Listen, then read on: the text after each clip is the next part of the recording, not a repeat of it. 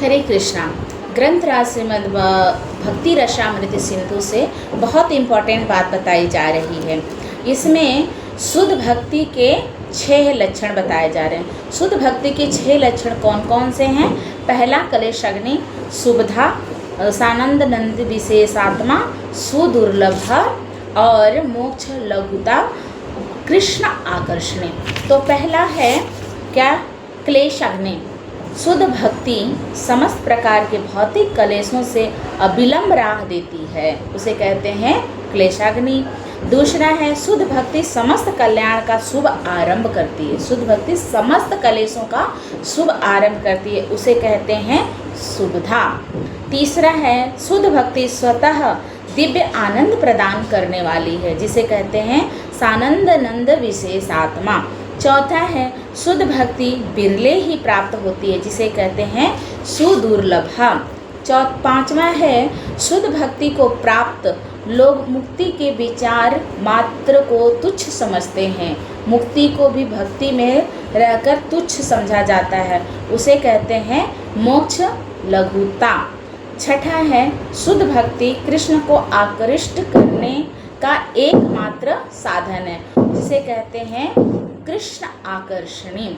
तो कृष्ण को आकर्षित करने के लिए क्या करना पड़ता है?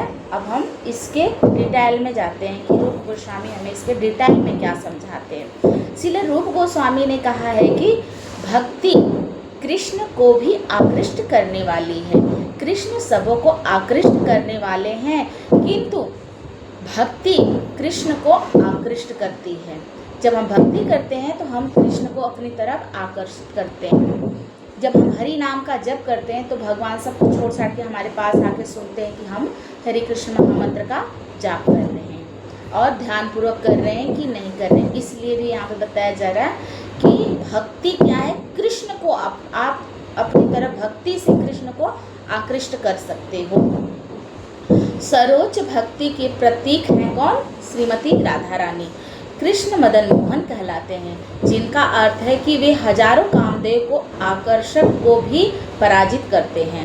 हजारों कामदेव के आकर्षक को भी अपनी तरफ खींच लेते हैं, किंतु राधा रानी इनमें इससे भी अधिक आकृष्ट हैं, क्योंकि वे कृष्ण को भी आकर्षित करने वाली हैं। इसीलिए भक्तगण उन्हें मदन मोहिनी कहते हैं।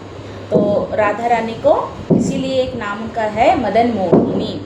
भक्ति करने का अर्थ है राधा रानी के चरण चिन्हों का अनुसरण करना, और वृंदावन के भक्तगण अपनी भक्ति में सिद्धि पाने के लिए अपने आप को राधा रानी के संरक्षण में रखते हैं। जब हम राधा रानी के संरक्षण में रहते हैं तो हम कृष्ण के शुद्ध भक्त बन जाते हैं, क्योंकि हम राधा रानी के संरक्षण में होते हैं।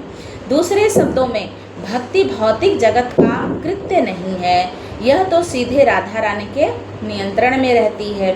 भगवत गीता में इसकी पुष्टि हुई है कि महात्मा लोग दैवी प्रकृति अर्थात अंतरंगा शक्ति यानी राधा रानी के संरक्षण में रहते हैं।